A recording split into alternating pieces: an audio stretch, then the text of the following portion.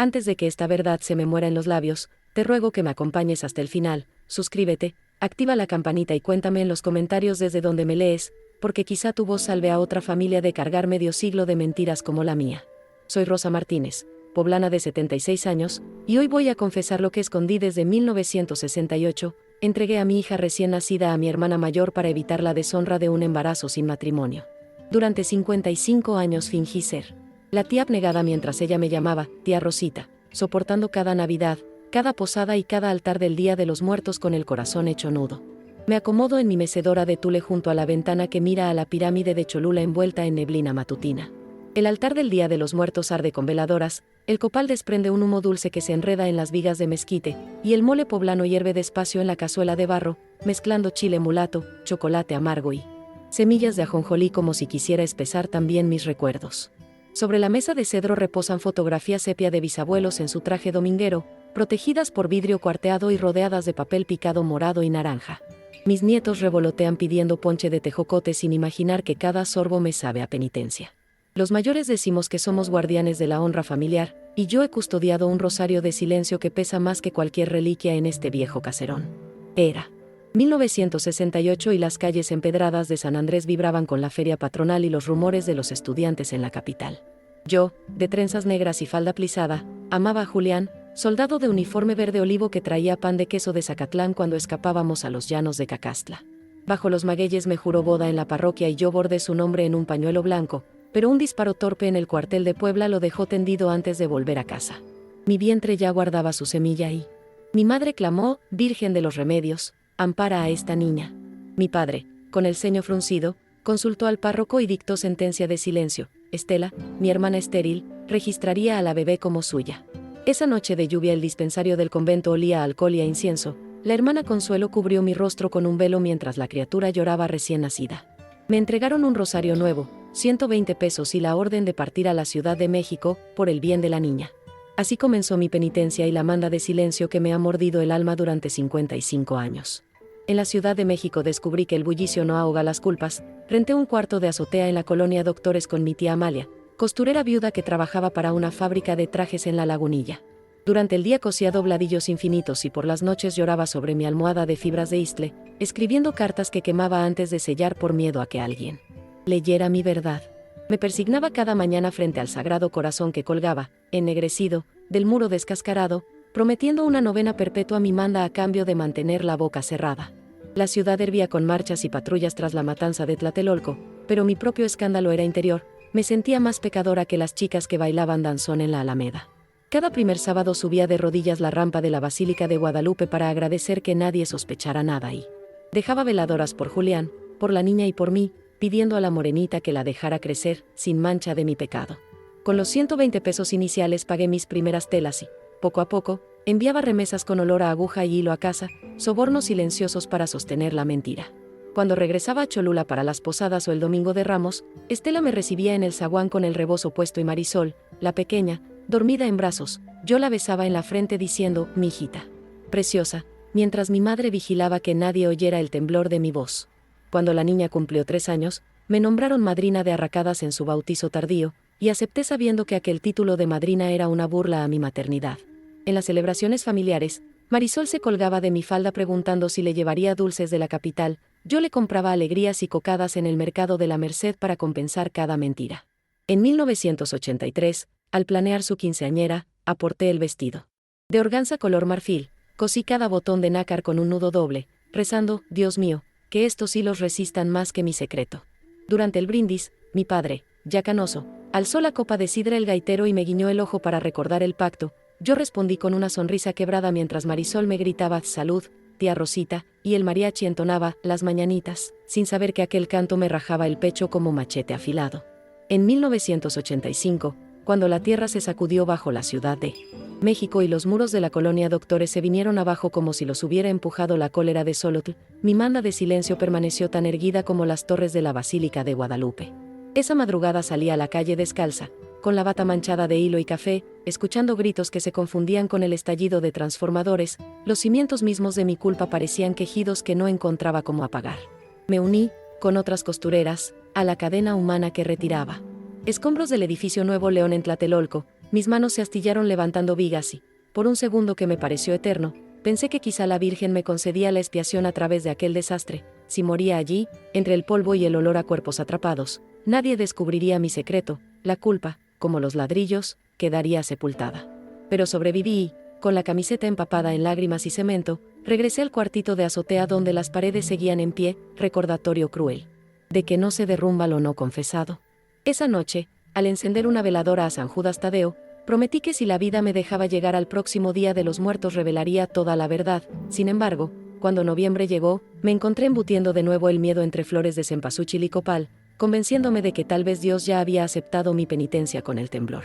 Desde entonces, cada vez que escuchaba el repiqueteo de campanas de la iglesia de San Juan Bautista, anunciando bautizos, bodas o funerales, sentía que en realidad doblaban por mi promesa rota de confesar. Aún así, seguí viajando a Cholula en las vacaciones largas, llevando juguetes de madera de la lagunilla y narrativa chilanga para mis sobrinos, mientras el padre Vicente me recordaba en el confesionario: hija, el pecado que se esconde crece como hongo tras la lluvia. Yo asentía, salía del templo, compraba un tlacoyo de haba y dejaba que la salsa verde me quemara la lengua, a ver si así ardía también. La mentira. Pero la vida continuaba. Marisol empezó la secundaria, Estela abrió un pequeño expendio de mole en su propia cocina, y mi padre, ya con el pulso tembloroso, me pedía que revisara las cuentas de las tierras ejidales heredadas de mi abuelo porque, según él, los primos de Huejotzingo son muy listillos. Yo obedecía, porque obedecer era mi costumbre ancestral, como lo era ponerme de rodillas al pasar frente a la capilla del Señor de los Rayos en Zacatlán, cada acto de humildad, creía. Yo, añadiría una línea más a la cerca que protegía a la niña, mi niña, de la cruda verdad de su origen. Pasaron los 90 como un tren de carga, los ritmos de cumbia sonaban en las bodas de mis sobrinos, el PRI perdió por primera vez la presidencia y el peso se devaluó tantas veces como yo rezaba rosarios. Sin embargo, mi secreto siguió intacto, guardado en un baúl de cedro junto a las cartas de amor de Julián, ya amarillentas, con olor a humedad y aguardiente de caña, y el pañuelo de manta donde aún podía leerse, deshilado, su nombre bordado. Marisol, convertida en joven alegre y estudiosa, cursó enfermería en la Benemérita Universidad Autónoma de Puebla. Yo financié sus libros de anatomía y celebré su graduación regalándole un relicario con la imagen de la Virgen de los Remedios, símbolo doble de mi fe y de mi pecado. Ella se casó en 2000 con Ricardo, un contador de Atlixco, y la boda se celebró bajo un cielo de papel picado tricolor, con un mariachi que interpretó El Rey a su petición. Yo, vestida de azul celeste, lloré como cualquier tía orgullosa, aunque cada lágrima llevaba la sal de la maternidad negada. Cuando nació Karen, la primera nieta, fui invitada a ser madrina de bautizo, acepté, y al sostener la bebita en la pila bautismal de la iglesia de Tonantzintla sentí que el agua bendita me ardía en la piel, como si cada gota llevara una voz diminuta que gritaba «mamá». Los años 2000 trajeron celulares Nokia y, luego, teléfonos inteligentes, las fotos familiares llenaron redes sociales donde tía Rosita aparecía siempre al lado de Marisol, mano sobre hombro, sonrisa que ocultaba un universo de culpas.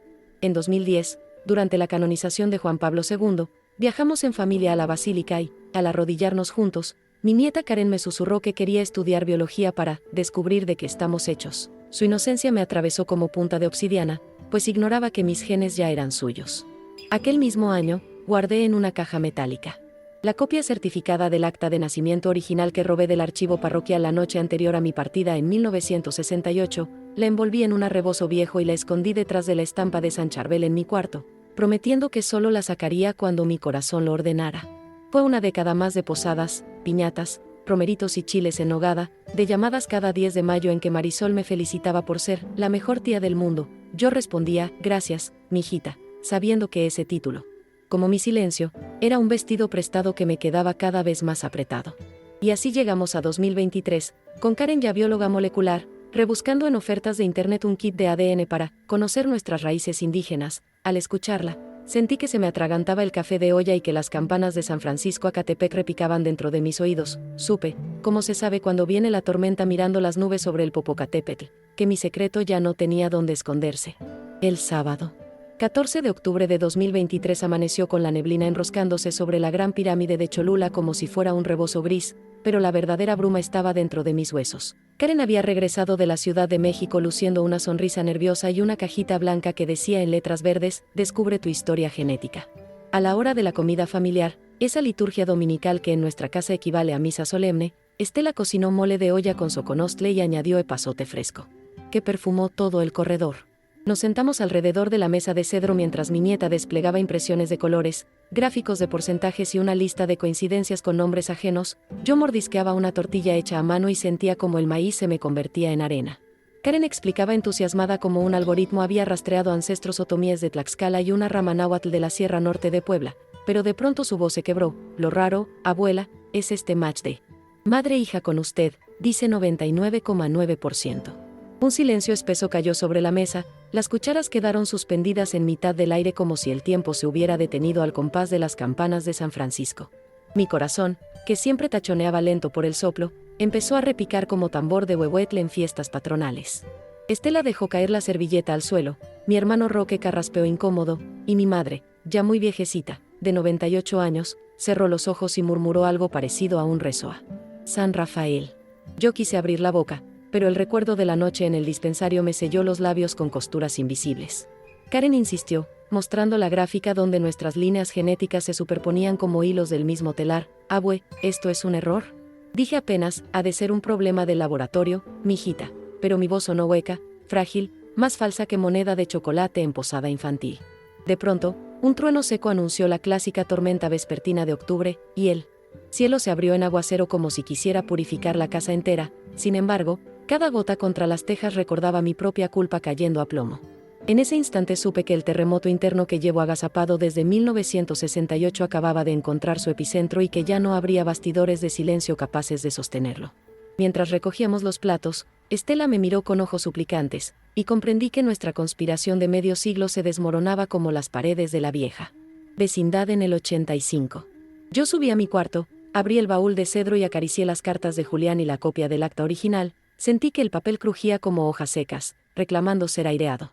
A los pies de mi cama, sobre un tapete de otate, recé un rosario entero pidiéndole a la Virgen de los Remedios que me diera valor. Afuera, el olor a tierra mojada se mezclaba con el del café de olla que Estela había puesto para apaciguar los nervios, ironía amarga, pues ni el piloncillo más dulce podía endulzar la tormenta que se avecinaba. Esa misma noche llamé a todos a la sala principal, donde aún cuelga el retrato de mis bisabuelos Bernardino y Filomena presidido por un Cristo de caoba tallado en 1890. Encendí las 2 veladoras altas que guardo para las emergencias espirituales y pedí a Karen que montara la cámara de su celular en un tripié improvisado con libros de catecismo. Quería que quedara constancia visual de lo que estaba a punto de desenterrar, como si un testimonio digital pudiera sellar de una vez la grieta que amenazaba nuestra genealogía. Mis manos temblaban tanto que el rosario de cuentas verdes, ese que la hermana Consuelo me puso en 1968, resonó como cascabel de danzante azteca. Aún así, respiré profundo y recordé la promesa rota al Sagrado Corazón después del terremoto de 1985. Familia, dije mirando primero a mi madre y luego a Marisol, hoy necesito que escuchen con el alma abierta.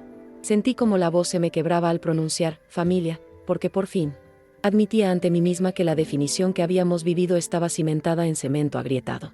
Marisol frunció el ceño, Ricardo tomó su mano, Estela se santiguó, y mis nietos se sentaron en el suelo con ojos como faros. Conté de la primavera del 68, del soldado Julián, del disparo en el cuartel, del parto entre letanías y de cómo una monja me arrebató a la niña mientras la lluvia golpeaba las láminas del dispensario. Cada palabra pesaba 1 kilo de mole espeso, sentía que la lengua se me enredaba en chile mulato y chocolate amargo. Hablé de la manda, guardar silencio a cambio de la reputación familiar, de los 120 pesos y del exilio forzoso en la capital. Describí los años de costura, los rosarios frente al altar de la basílica, las visitas donde apergollaba a mi propia hija fingiendo ser la tía consentidora. Cuando mencioné el bautizo y el quinceañera, Marisol empezó a sollozar, primero quedo y luego como río desbordado. Karen la abrazó llorando también, comprendiendo. Al fin porque sus mejillas tenían mis lunares. Mi madre se aferró al bastón, murmurando, Dios sabe por qué hace las cosas, pero mis orejas solo escuchaban el crujido de un universo familiar fracturándose. Al confesar el robo del acta original y mostrarla a la luz oscilante de las veladoras, sentí que liberaba un espíritu atrapado. El papel parecía vivo, latiendo con la tinta corrida de los años.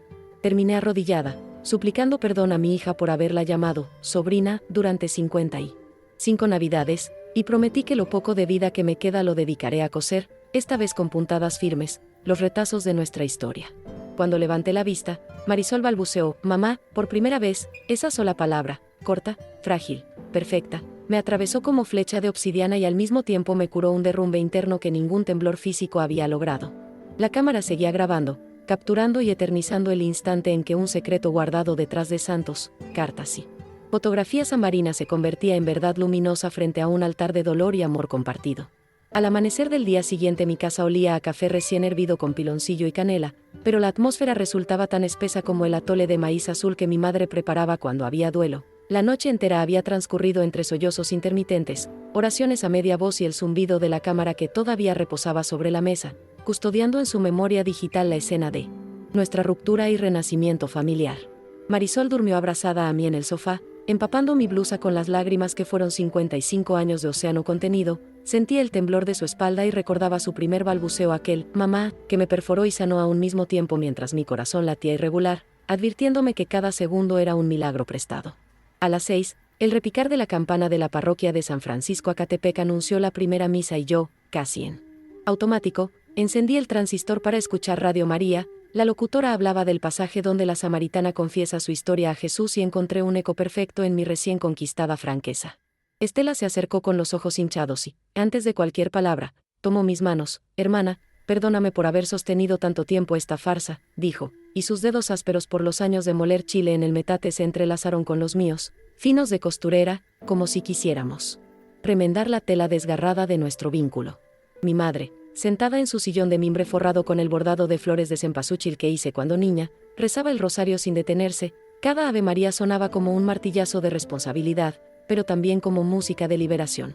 Mientras tanto, Ricardo salía al patio para llamar por teléfono a su compadre el licenciado Salgado. Necesitaba saber las implicaciones legales de reabrir un acta de nacimiento medio siglo después. Karen, con ojos hinchados pero chispeantes de determinación científica, subió al ático donde guardo los baúles antiguos, buscaba más evidencia documental y encontró, entre manteles bordados y fotografías en sepia, el pañuelo con el nombre de Julián bordado en hilo carmesí y unas cartas fechadas en 1967 donde él prometía regresar antes de que las flores del jacarandá caigan sobre tu pelo. Ese hallazgo la llevó a abrazar el pañuelo contra el pecho mientras murmuraba, así que de aquí viene mi amor por la biología del soldado que amaba las jacarandas. Yo observaba todo como si la casa se hubiera convertido en un museo viviente de mis pecados, con cada pieza expuesta al público de mis propios descendientes. Sin embargo, en lugar de vergüenza, sentía un extraño orgullo. Mi historia ya no se retorcía en rincones oscuros, sino que respiraba a la luz del amanecer cholulteca, impregnada del canto de los tordos y del olor a hierba húmeda. A la hora de servir el desayuno, preparé huevos en salsa de jitomate con epazote fresco, como me enseñó mi abuela Filomena en tiempos de revolución. Y, al repartir las tortillas de comal, brindé gracias al cielo por darme un día más para sostener entre mis brazos a la hija que me habían arrebatado. La paz era frágil, claro, pues en el pueblo los chismes vuelan más rápido que los voladores de Papantla. Ya imaginaba a las comadres de la calle Independencia murmurando afuera de la panadería de Don Toño, pero decidí que, si la verdad iba a extenderse como fuego en hierba seca, al menos llevaría mi versión completa, sin adornos ni omisiones. En cuanto el sol se posó alto sobre la cúpula multicolor de la iglesia de Nuestra Señora de los Remedios, comenzó el desfile de visitas. Primero llegó la madrina de lazo de Marisol, doña Socorro, con su infaltable rebozo azul marino y una bolsa de pan de yema recién horneado. Entró con los ojos desorbitados, asegurando que todo Twitter andaba revolcado, porque Karen, en su afán de transparencia, había subido el video de la confesión a un foro de genealogía latinoamericana donde tenía muchos seguidores académicos. Y no tardaron en aparecer el cura Víctor, el mismo que me dio la comunión cuando tenía 7 años, seguido por una comisión de señoras de la Cofradía del Sagrado Corazón que preguntaban si la familia necesitaba apoyo espiritual, psicológico o, al menos, un lote extra de veladoras para encender en reparo del escándalo público.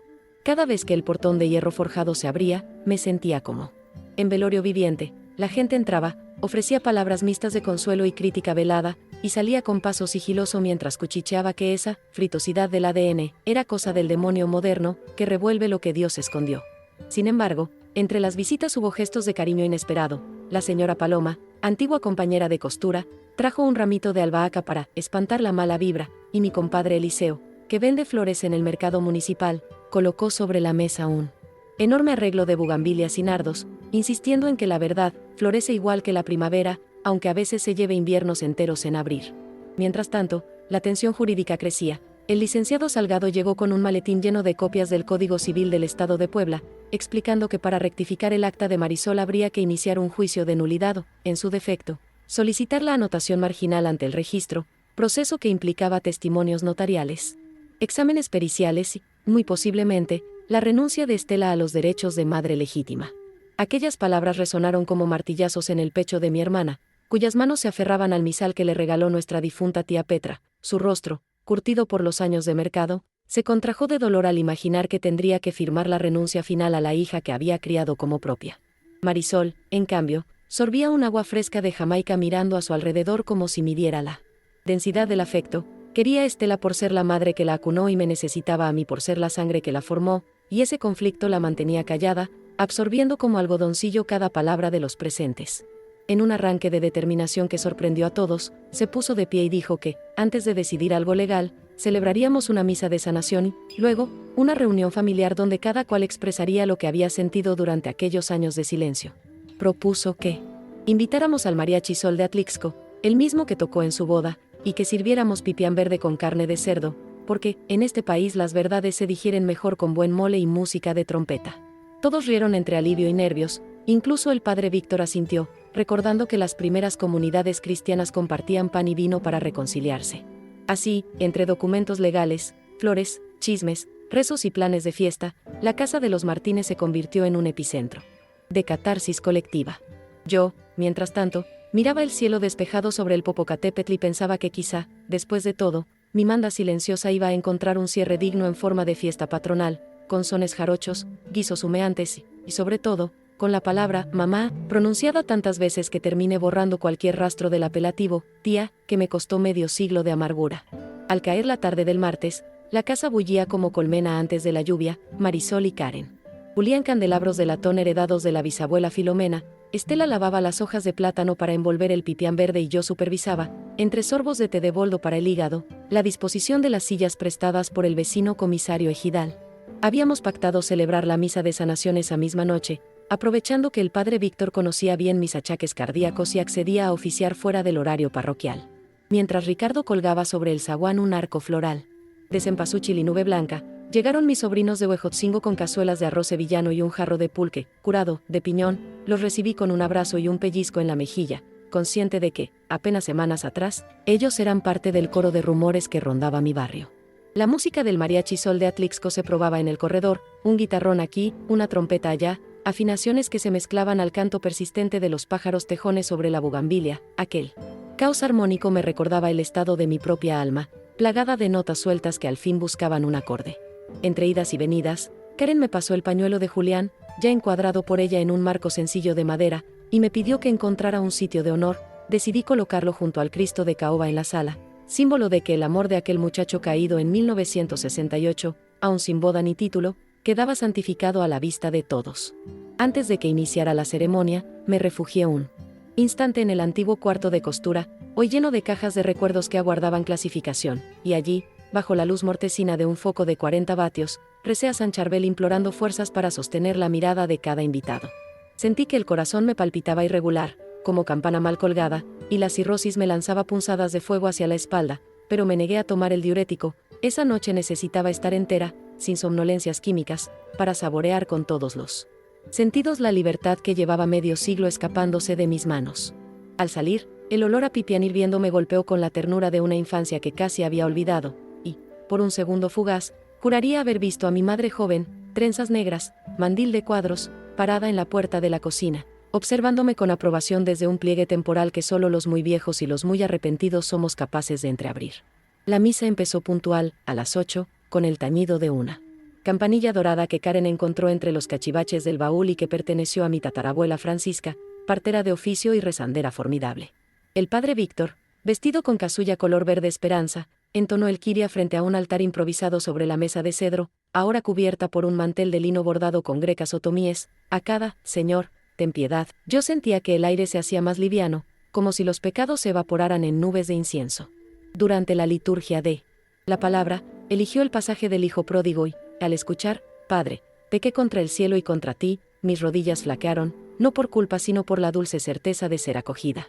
Llegó el momento del ofertorio y Marisol, con voz firme, llevó al altar el relicario que le regalé el día de su graduación. Dentro había colocado una copia reducida de nuestra nueva foto juntas, tomada esa mañana, donde nos miramos con idénticos ojos miel que ya nadie volverá a confundir con coincidencia.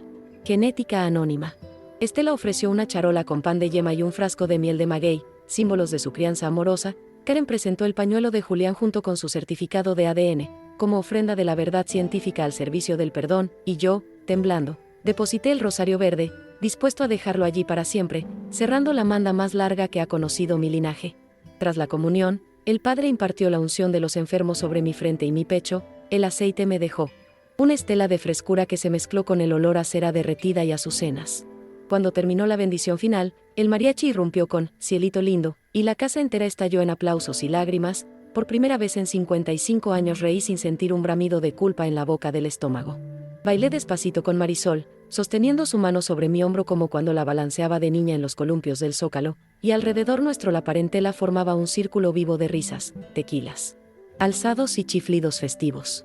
Al servir el pipián, Ricardo brindó, por las verdades que renacen más fuertes que cualquier mentira, y las copas chocaron como campanas de boda colectiva. Supe entonces que la reconstrucción de mi familia no sería dictada por jueces ni notarios, aunque ellos vendrían, sino por el tejido invisible de afecto, mole, música y fe que, pese a mis omisiones, nunca dejó de latir debajo de todo. Mientras el último acorde se desvanecía en la noche tibia de Cholula, entendí que mi secreto, al ser pronunciado con todos los nombres, se había convertido en legado, y que, cuando llegue el próximo Día de los Muertos, podré colocar en el altar no solo la foto de Julián, sino también una vela encendida en honor a la verdad, para que alumbre a quien, tal vez leyendo estas líneas, se anime a romper su propio silencio antes de que las campanas del tiempo dejen de repicar. Pasaron apenas 48 horas después de la misa de sanación cuando inició el viacrucis jurídico que nos obligaría a exhumar documentos tan antiguos como los recipientes de Talavera que mi mamá heredó de su suegra. El licenciado Salgado programó la primera audiencia en el Juzgado Familiar de Puebla para la mañana del 3 de noviembre, fecha que, ironías de la vida, coincidía con el cierre oficial del Día de los Muertos, y allá fuimos los cuatro. Estela vestida de negro riguroso como si enterrara una parte suya, Marisol con su bata de enfermera planchada hasta el último doblez para proyectar profesionalismo, Karen sujetando una carpeta llena de pruebas genéticas y yo envuelta en un rebozo color hueso que dejaba asomar la medalla de San Judas que ahora llevo sin miedo. El edificio gris de tribunales olía a humedad y sudor de expediente, cada pasillo resonaba con tacones ansiosos y murmullos de pleitos de herencias ejidales, identidades suplantadas y reconocimientos tardíos de paternidad, historias espejo de la nuestra. Ante la jueza Ramírez, Estela tembló al declarar: renuncio al ejercicio de la patria potestad sobre Marisol, porque corresponde a mi hermana Rosa por vínculo sanguíneo. Aquel enunciado, leído en voz alta y asentado por el taquígrafo, se sintió como una inyección de chile habanero directo al corazón. Sin embargo, en lugar de dolor ocurrió algo insospechado. Estela levantó la vista, sonrió entre lágrimas y agregó que su renuncia no implicaba que dejaría de ser madre de crianza, sino que expandiría su papel a madrina vitalicia, guardiana de los secretos cotidianos y del recetario familiar que ha cuidado desde siempre. La jueza, mujer de rasgos mixtecos y sangre fría de litigante, pidió exámenes periciales, testimonios parroquiales y la copia certificada del acta robada.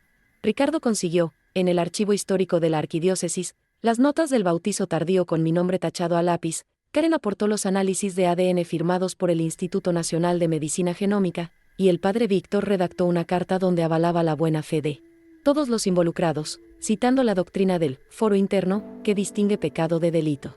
Afuera, los vendedores ambulantes ofrecían chalupas y chalupitas, semitas de pata y refrescos de manzana. En un descanso, Marisol me compró un agua de horchata y compartimos un pambazo relleno de papas con chorizo, recordando sin palabras que habíamos pasado 55 años comiendo juntas sin saborear la verdad.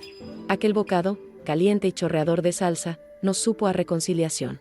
Espolvoreada de queso añejo.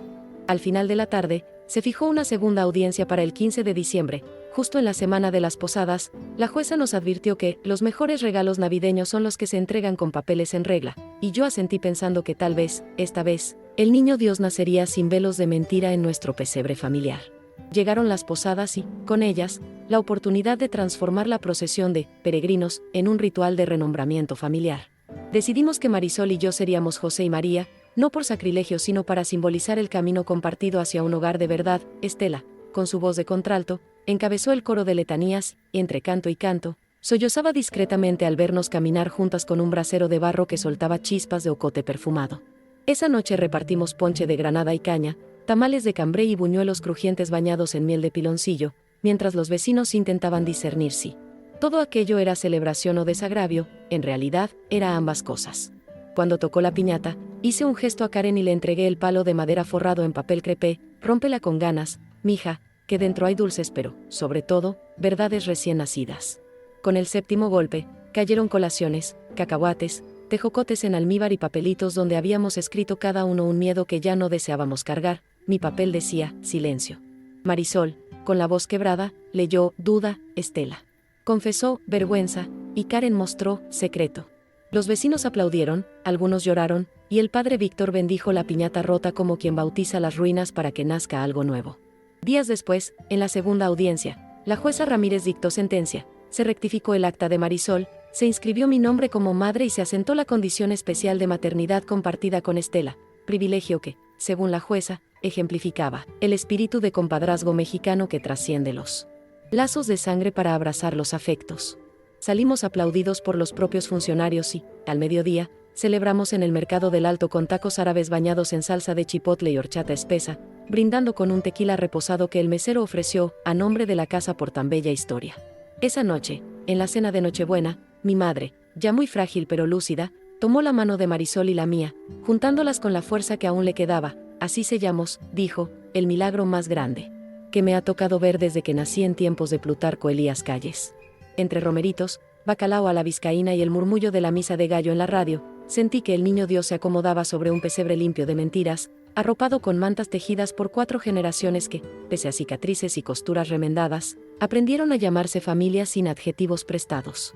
Desde que la jueza Ramírez rubricó la sentencia, la vida cotidiana adquirió un sabor a estrenar que, sin embargo, traía consigo retoños de incertidumbre. La mañana del 6 de enero de 2024, Día de Reyes, amaneció con el perfume a rosca recién horneada esparciéndose por la calle Independencia, y Marisol insistió en que la partiéramos juntas como madre e hija, oficiales, con el acta de nacimiento recién rectificada presidiendo la mesa, enfundada en una funda plástica que Karen había decorado con calcomanías de copal y confeti virtual. Cuando el cuchillo se hundió en la masa azucarada, emergió el muñequito del Niño Dios justo en mi rebanada, un guiño divino que me obligaba a organizar la tamaliza del 2 de febrero, acepté el compromiso con una mezcla de orgullo y vértigo porque, en cada paso que daba, descubríamos laberintos burocráticos y emocionales. Marisol debió actualizar su cédula profesional para que constara mi nombre, Ricardo gestionó ante el IMSS la corrección de beneficiarios, y Estela aprendió a responder a los chismes con diplomacia indígena. Las madres se siembran en el corazón, los papeles solo certifican la cosecha. Entretanto, el video de nuestra confesión superó las 200.000 visualizaciones en un portal de memoria oral latinoamericana. Llegaron mensajes de mexicanos radicados en Chicago, Sevilla y Sydney, contando secretos similares, y cada notificación me ponía la piel chinita. La intimidad que guardé medio siglo ahora era asunto global. La parroquia organizó charlas sobre genealogía y fe, y el padre Víctor me invitó, junto a Karen, para explicar cómo la ciencia puede ser aliada de la verdad cristiana. Yo, con mis manos aún hábiles de costurera, bordé sobre un mantel la frase, la verdad nos hará libres, Juan 8,32, y la coloqué en la mesa del foro, donde jóvenes con piercing y ancianas con rebozo debatieron sin levantar la voz. Sin embargo, no todo fue aplausos. Algunos devotos tradicionalistas nos acusaron de exponer la miseria familiar para ganar la X, y el párroco de un pueblo vecino canceló una misa que tenía agendada con el Mariachi Sol de Atlixco. Por estar relacionados con escándalo, estas espinas me recordaron que la vergüenza social mexicana es como el nopal, se cuece despacio pero siempre pincha. Aún así, cada martes de enero nos reuníamos en la cocina grande, esa donde cuelga un calendario de la Virgen de Guadalupe con santoral y fases lunares, para revisar recetas, facturas, actas y hasta planes hereditarios, porque Karen insistía en que la casa debía pasar, en testamento, a mi nombre antes de transferirse a su mamá. Yo me rehusaba a desplazar a Estela y terminábamos rezando un misterio del rosario para apaciguar números y sentimientos. Cuando llegó la Cuaresma, emprendimos juntos la procesión de Viernes Santo por las calles empedradas de Cholula. Cargué, como penitencia pública, un pequeño estandarte con la foto de Julián integrada al collage familiar y, al oír el redoble de tambores, sentí que mi antiguo rosario silencioso se transformaba, grano por grano, en una cadena de voces que me sostenían. Aquel día, mientras la multitud entonaba el «Perdón, Señor», comprendí que las heridas reveladas no supuran eternamente, se convierten en cicatriz que recuerda, pero no hiere, y que, igual que los bordados de mi abuela Filomena, puede ser ornamento de identidad si se cose con hilos de paciencia y amor veraz. Llegó octubre con su aire fresco y olor a cempasúchil esparcido por los mercados, y la conversación se centró en cómo adecuar el altar de Día de Muertos para reflejar nuestra historia recompuesta. Karen propuso colocar 2 niveles adicionales al tapanco de madera, uno para Julián y otro para el secreto revelado, Y yo estuve de acuerdo siempre que el tercer nivel se dedicara a los vivos que aprendimos a renacer. Durante días enteros escogimos fotografías, la de Julián en traje de soldado sosteniendo un jarrito de pulque, la de Estela amamantando a Marisol bajo un durazno florido, y la mía cosiendo a máquina con ojos húmedos, tomada clandestinamente por mi tía Amalia en 1970. También agregamos al altar la copia del acta rectificada, enmarcada con listón morado, simbolizando la victoria sobre el silencio. Junto a ella, coloqué el pañuelo bordado que hoy ya casi deshilacha su nombre carmesí, y una vela de cera pura que compré a monjas clarisas para pedir por las almas de quienes, como yo, mueren un poco cada vez que callan su verdad. El 31 de octubre amaneció con el volcán Popocatépetl exhalando una fumarola tenue que, según los ancianos, es saludo de los difuntos. Esa tarde, los nietos de mis sobrinos formaron una cuadrilla para traer canastas de pan de muerto y jarrones con flor de terciopelo desde Huejotzingo. Mientras acomodábamos los cráneos de azúcar, Estela, que jamás había hablado de su infertilidad, contó a los niños que la maternidad no siempre nace del vientre sino del destino y de la voluntad, y esos ojitos redondos aceptaron la lección como aceptan el dulce, con la lengua primero y luego con el alma. Al caer la noche encendimos el copal, y el humo delineó siluetas en el aire como si convocara a Julián a tomar su sitio. Marisol, ya reconocida legalmente como mi hija, puso sobre su foto un estuche con un fonendoscopio miniatura, agradeciendo así al padre ausente el legado de vocación médica que, sin saber, le había transmitido. Yo coloqué mis tijeras de costurera, símbolo de las telas cortadas que hoy vuelvo a unir, y Karen soldó, con delicadeza de bióloga especializada en genética, una pequeña cadena de ADN impresa en 3D para honrarla. Ciencia que derribó nuestras paredes de silencio. Cuando terminamos, el altar parecía un códice multicolor donde cada nivel narraba una era de familia y la música del mariachi Sol de Atlixco, reinvitados con entusiasmo, llenaba el patio con un son de la negra que hizo temblar las tapias de adobe. Encendimos 40 velas, una por cada año de secreto guardado y un puñado extra en memoria de los que todavía callan, y, mientras la vela 39 chisporroteaba, mi corazón latió con fuerza. Pero sin dolor, como si el soplo hubiera encontrado compás. En ese instante, comprendí que mi legado para las próximas generaciones no serán solo estos muros de ladrillo y tesontle, sino la certeza de que ningún día de muertos está completo sin la voz de los vivos, que el familismo se fortalece cuando se oxigena con verdades, y que los rezos retumban con más fe cuando no compiten con el sonido sordo de secretos engarzados entre cuentas de rosario. Miré a Marisol soplar una de las velas, la que llevaba su nombre escrito en tinta dorada, y supe que, aun si mañana el corazón decide descansar para siempre, la luz recién encendida de nuestra historia seguirá ardiendo en cada posada, cada quinceañera y cada altar que mis descendientes levanten sobre esta tierra poblana, donde la culpa se transformó en canto y la memoria, al fin, se hizo homenaje digno y libre.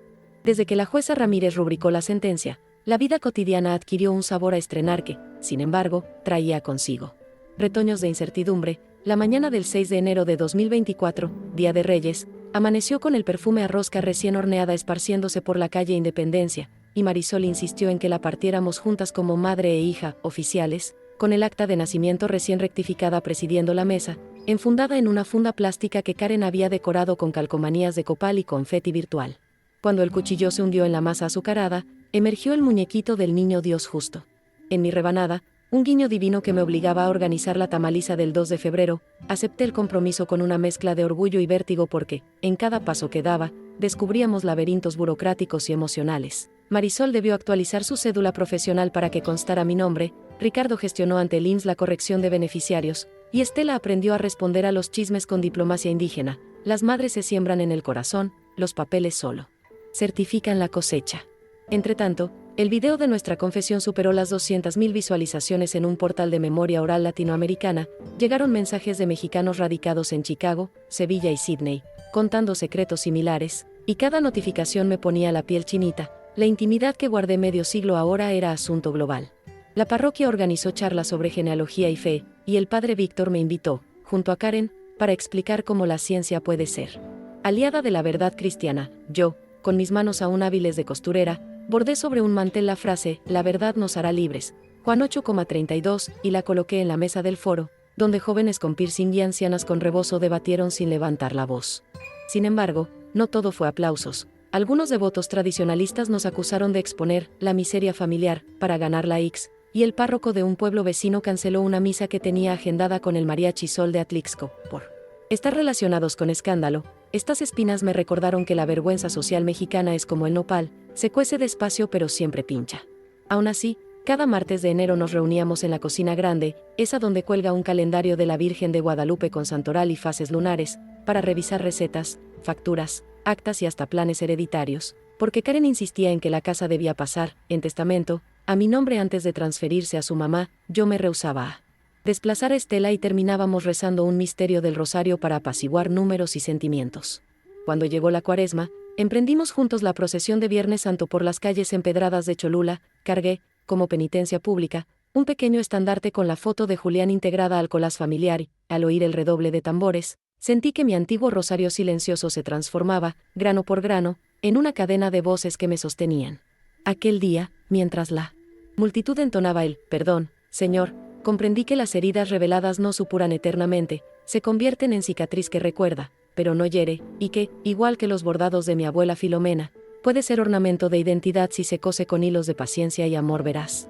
Llegó octubre con su aire fresco y olor a cempasúchil esparcido por los mercados, y la conversación se centró en cómo adecuar el altar de Día de Muertos para reflejar nuestra historia recompuesta. Karen propuso colocar 2 niveles adicionales al tapanco de madera, uno para Julián y otro para el secreto revelado, y yo estuve de acuerdo siempre que el tercer nivel se dedicara a los vivos que aprendimos a renacer. Durante días enteros escogimos fotografías, la de Julián en traje de soldado sosteniendo un jarrito de pulque, la de Estela amamantando a Marisol bajo un durazno florido, y la mía cosiendo a máquina con ojos húmedos, tomada clandestinamente por mi tía Amalia en 1970. También agregamos al altar la copia del acta rectificada, enmarcada con listón morado, simbolizando la victoria sobre el silencio. Junto a ella, coloqué el pañuelo bordado que hoy ya casi deshilacha su nombre carmesí, y una vela de cera pura que compré a monjas clarisas para pedir por las almas de quienes, como yo, mueren un poco cada vez que callan su verdad. El 31 de octubre amaneció con el volcán Popocatépetl exhalando una fumarola tenue que, según los ancianos, es saludo de los difuntos. Esa tarde, los nietos de mis sobrinos formaron una cuadrilla para traer canastas de pan de muerto y jarrones con flor de terciopelo desde Huejotzingo. Mientras acomodábamos los cráneos de azúcar, Estela, que jamás había hablado de su infertilidad, contó a los niños que la maternidad no siempre nace del vientre sino del destino y de la voluntad, y esos ojitos redondos aceptaron la lección como aceptan el dulce, con la lengua primero y luego con el alma.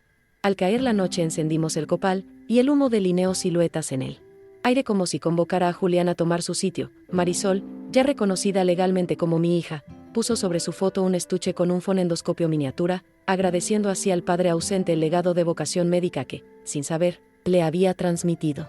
Yo coloqué mis tijeras de costurera, símbolo de las telas cortadas que hoy vuelvo a unir, y Karen soldó, con delicadeza de bióloga especializada en genética, una pequeña cadena de ADN impresa en 3D para honrar la ciencia que derribó nuestras paredes de silencio.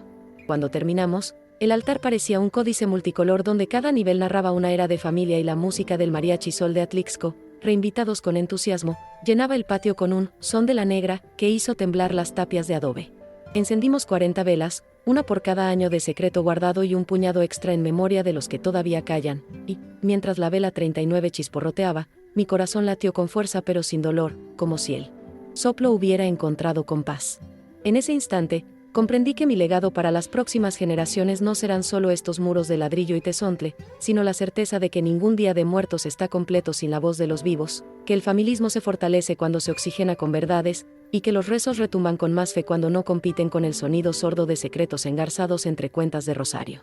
Miré a Marisol soplar una de las velas, la que llevaba su nombre escrito en tinta dorada, y supe que, aun si mañana el corazón decide descansar para siempre, la luz recién encendida de nuestra historia seguirá ardiendo en cada posada, cada quinceañera y cada altar que mis descendientes levanten sobre esta tierra poblana, donde la culpa se transformó en canto y la memoria, al fin, se hizo homenaje digno y libre.